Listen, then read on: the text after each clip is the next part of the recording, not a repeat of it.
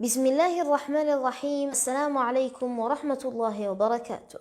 أردت أن أسجل هذا الفيديو من هذا المنبر لأعتذر لمتابعي ومحبي عبد الرحمن فارح، وأقول لكم أنا جد آسف على هذا المشهد الذي ظهرت فيه مؤخرا، ولم يكن مقصودا أو متعمدا، وأسأل الله العلي العظيم لوالدي هذه الفتاة البريئة أن يوفقهما ليلبس ابنتهما لباسا يليق بسنها ويتوافق مع عاداتنا وتقاليدنا، وأسأل الله العلي العظيم كذلك أن يوفق كل آبائنا وأمهاتنا في هذا الوطن الحبيب. وقد تكلمت مع والدة هذه الفتاة البريئة، وقد تبين لي من خلال ذلك الحوار أنها أم طيبة وأم فاضلة، وما حدث لم يكن مقصودا أبدا، وأسأل الله العلي العظيم الهداية والتوفيق لكل خير، آمين آمين. ولعل بعض الإخوة الذين بلغ بهم الحب والعاطفة نحوي ونحو الدين ونحو القرآن الكريم إلى التجريح بكلمات قاسية،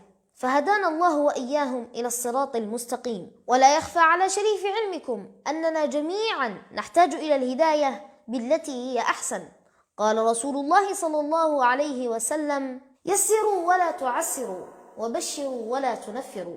وأكرر وأعيد اعتذاري وتأسفي الشديدين عن هذا المشهد، وكل الحب والتقدير لكم أيها المتابعون الأعزاء. دمتم في رعاية الله وحفظه، والسلام عليكم ورحمة الله وبركاته.